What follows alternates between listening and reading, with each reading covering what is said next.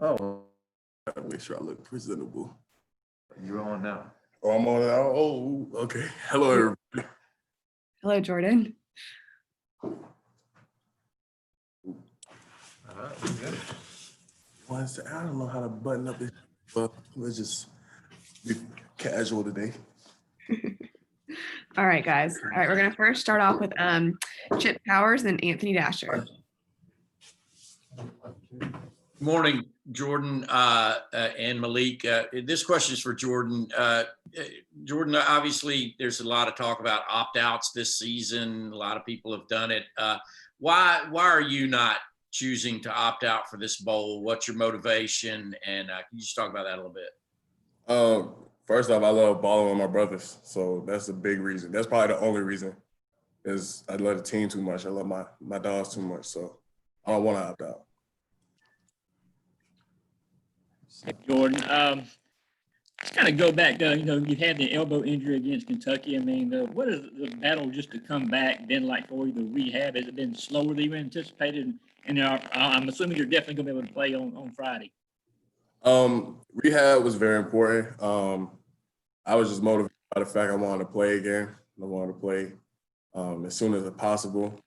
Malik could tell you he was on my tail, trying to get me in treatment and making sure that, I just did a little extra things. Like we'll be sitting in meetings and Malik would be like, stretch your arm out. So like that. And then, I love my guys. So I just want to be there as I can. All right, up next, let's have Mark Weiser and then Mike Griffith.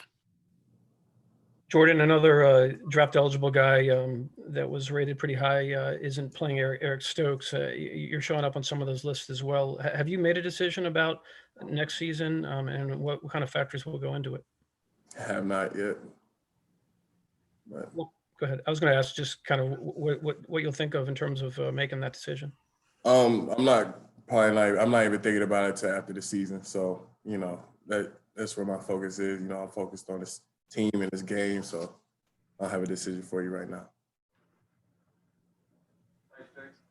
Hey, Malik, I want to ask you about the position you play. I mean, we know Jordan's about eating up double teams, and we see Aziz and the outside linebackers getting all that sack, but those DNs look like they've got some work to do too. Can you talk about how challenging that position is you have as a down lineman? It's very challenging. And, we just try to do our job as a DN core, six technique core. Really not try to force ourselves to make plays, just make the plays that come to us. What are some of the unique challenges about that spot if we're talking about that spot versus other defensive line positions? What makes your spot maybe a little bit tougher sometimes? Oh, we get there. JD probably know what I'm talking about, this bump combo.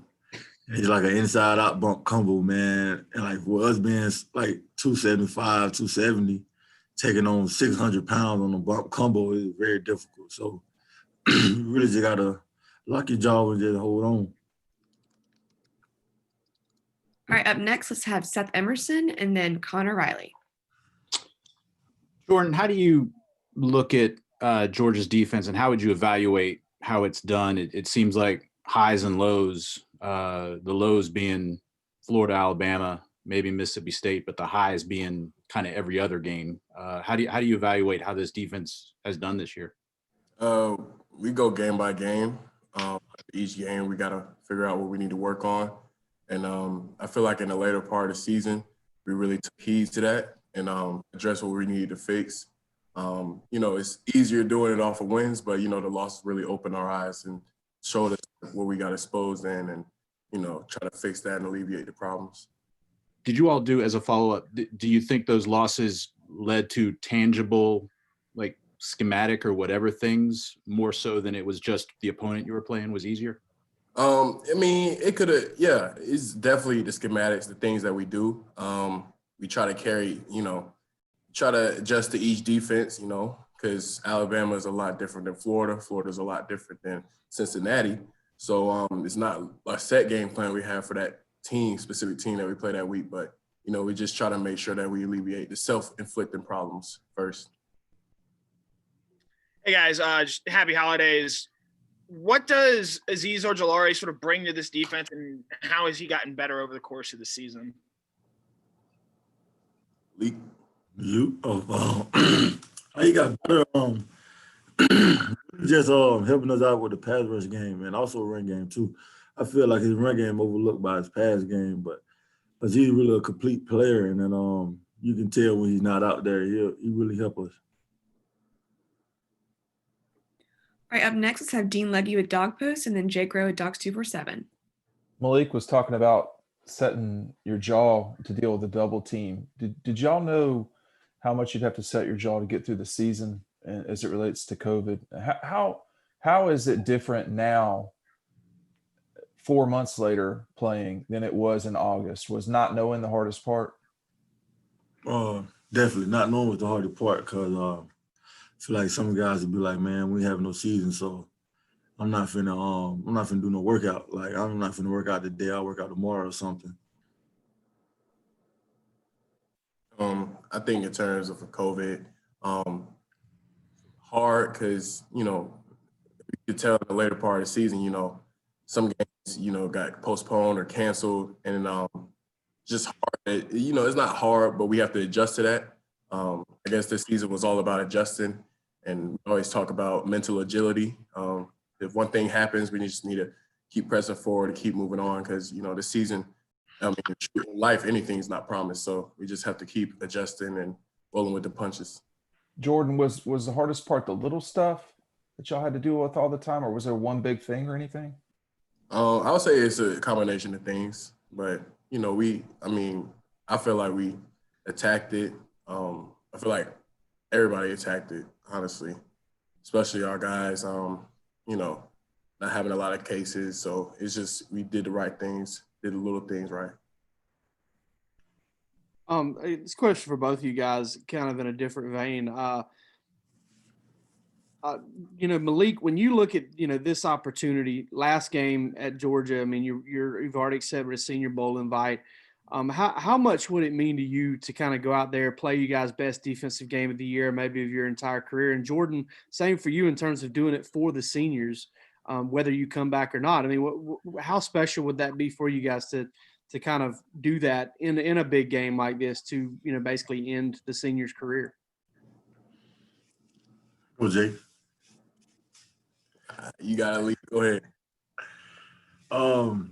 I feel like it'll be a big deal, we just go out there, dominate as a defense, and like don't even get them past the 50. Like Jordan Davis black out, Devontae White black out, like the whole D line just black out, and we just have an unstoppable game. I feel like that's really the right way to like send me out or whatever, if I even leave or whatever. Well, I know for me, I want to send the seniors, I want to send them out the right way. They spend a lot of time grinding. They could tie the record for the most win in this class. And that's something I have a lot of personal pride in. Just want to make sure that like people like Malik and, who've been with me for my whole career, just go out the right way. All right, up next, let's have Brandon Sudge with the Macon Telegraph and then Charles Odom with AP. Hey, Jordan. So in terms of your career and everything, I know a couple of years ago you started as like the guy who came up through the ranks and everything. When was kind of your moment when you thought you could get to this point of being a star on the defensive line and being kind of the guy that everybody depended on up front for the defense to had success? Well, I wouldn't consider myself a star. I just do what I have to do to make sure that I'm successful and my teammates successful. Complimentary football. But honestly, it's through motivation with like Malik. Like I know I always talk about running back to Malik, but Malik really my dog, and Julian Rochester and all the seniors before previous years. They taught me everything I know. I wouldn't be here without them. And, I'm just motivated by them. They push me to go harder. They push me to go faster, longer, stronger. So anything I really do is for them and for just the whole team. I love the team, because without them, I wouldn't be here. So that's my motivation. Jordan, we had some Cincinnati players and coaches on this earlier, and a lot of their players talked about their motivation for this game. Josh Wiley, their tight end, said it was a dream come true for him to play Georgia in this game. You talked about your motivation. Are you confident after your guys have come back from the break that your teammates, share your motivation, that your teammates are going to be, able to match that kind of inspiration that apparently the Cincinnati players are bringing? Yeah, definitely. They're here, so we're all in. So the motivation, it doesn't have to be said. What's understood doesn't need to be said. So, we coming in there for one goal, and that's to win. We always want to win. All right, the last two questions, we're going to go David Pascal with Chattanooga and then Roddy Nabolsi with UGAsports.com.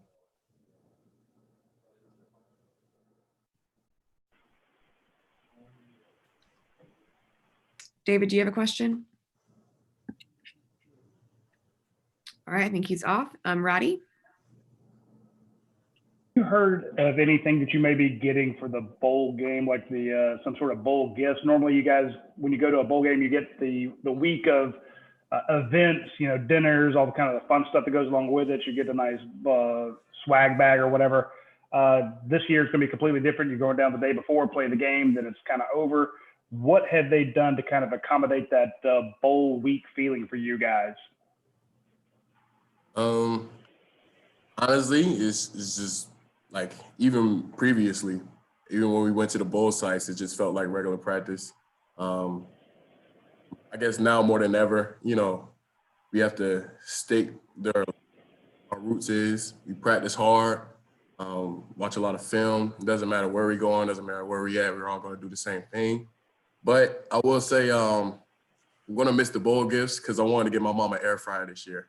And so hopefully I'll probably have to get her something for her birthday. But bowl gifts was really going to cover me if they had an air fryer. But unfortunately, I don't know if we're going to have that. But I wanted to get her one of those. All right, and one last question. Let's go with Palmer Tomes with Dogs 247. Yeah, Jordan, obviously you got to watch some of these younger guys while you were out. How would you assess the future of Georgia's defensive line with Zion Logue, Warren Brinson, Nazir Stackhouse in the middle there? Well, I can tell you, and Malik can tell you, if they're getting coached by Trey Scott, they're in good hands. Man is going to develop. He's not going to develop you as a player. He's going to develop you as a man. I can tell you, he's dropped so many gems and just life stuff. And, I really appreciate that, man. Loving him to death. I love him like he's family. So if Coach Scott is still here and they getting coached by Trey Scott, then they're going to be in good hands. Definitely. All right. Thanks so much, Jordan and Malik. Thank you. Thank you. All right, guys, like Claude said, a recording will be sent out to all of you following the end of this Zoom. Y'all have a great day.